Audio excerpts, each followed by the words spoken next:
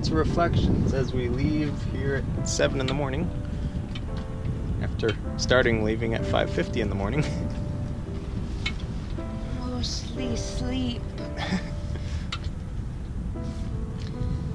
But it is very nice to be moving again. It feels natural.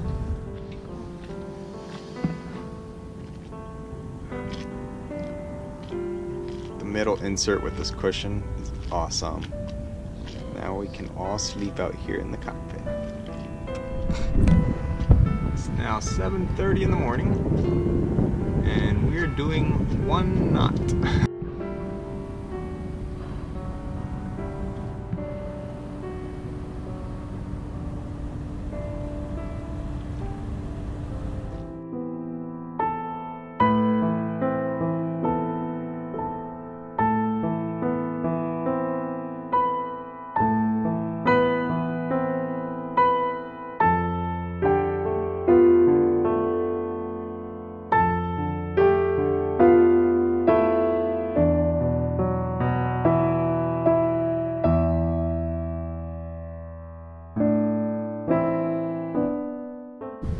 Out of the harbor and into the river, so there's more wind, and we're doing about 3.5 knots now. So we're still just making our way out of the bay, or out of the river, as we head towards Wharton, which is our first stop along the way.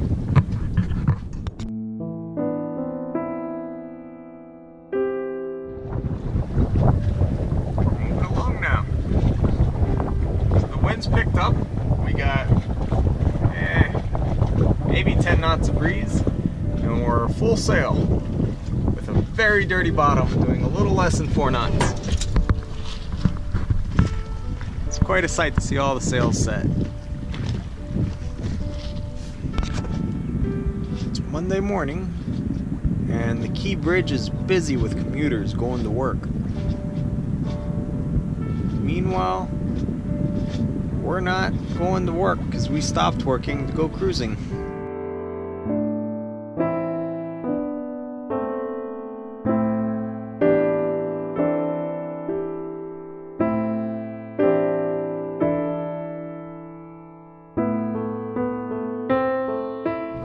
In the harbor, the winds are notoriously squirrely and variable. There's big container ships making wind shadows in different areas. And then you got a bunch of buildings, mountains, all sorts of stuff going on. And then, so that makes the wind kind of squirrely. And then the wind in the harbor and river anyway varies, whether there's traffic or not. It's like it'll be blowing from here, then it'll blow from there, and then it'll go back.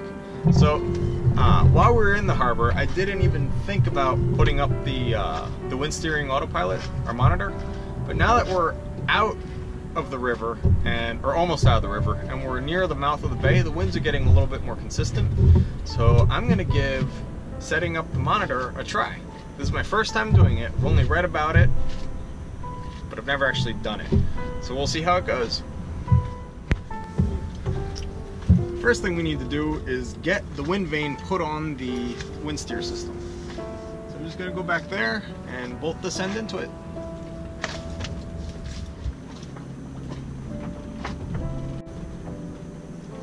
I know the winds are light, and light winds are the worst situation to be using monitor wind vane because they are speed and wind dependent.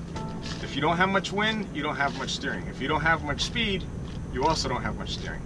So we have pretty much no wind, and we're doing a knot. So I'm not expecting gold star steering. I just want to see how it works and start playing with it, get myself more familiar with it.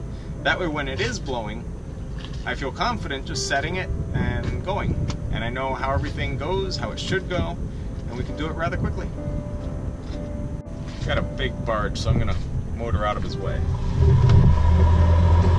That is one huge plus for an electric motor. With the diesel, when you turn it on, you need to keep it on for a while because short trips will destroy a diesel motor. And sadly, a short trip is usually something under an hour.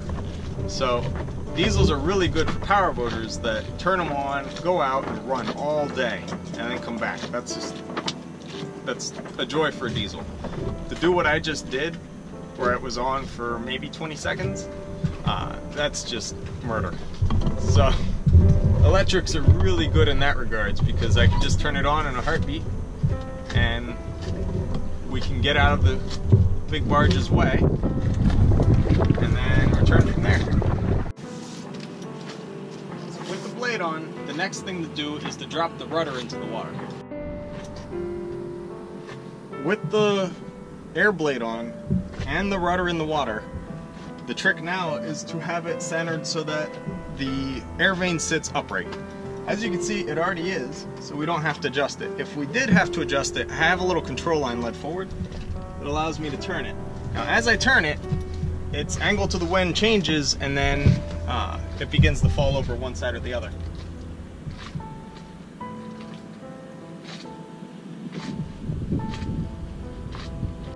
So that's it. You just set it so it's pointing into the wind, and the wind is actually really squirrely here as well. We've tacked twice and we're still like holding the same heading. So fun. But anyway, with that set, then all you do is you activate the control on the wheel, and that does it. Then you are steering by the wind vane, which will keep you at that same angle to the wind. The issue with wind steering in areas with squirrely wind and close quarters is as the wind shifts, your boat will then turn to stay at the same angle to the wind.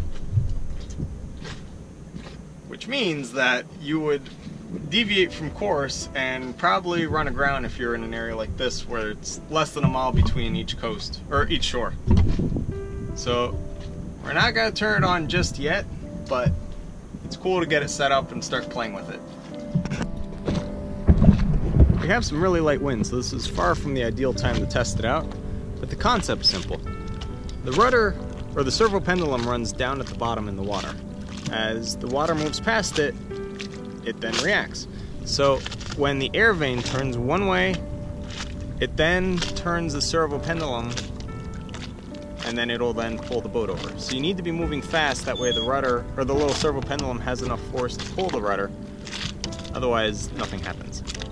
So that's the only drawback, is you need to be moving fast and you need wind. Now the good thing is, if you're in a storm, you are moving fast and you have wind. So the monitor is great for steering you through a storm. Not so much steering you through very light winds.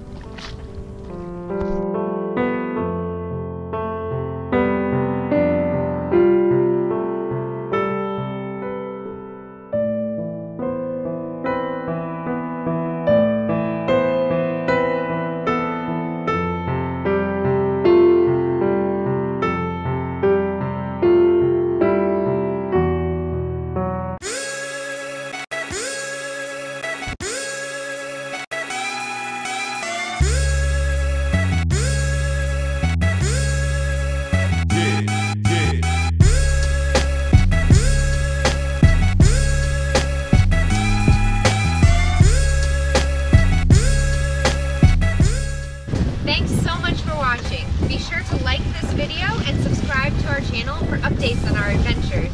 And when you subscribe, be sure you click on the little bell, that way you get notifications when the next video is uploaded. Lastly, be sure to tell all your friends about us.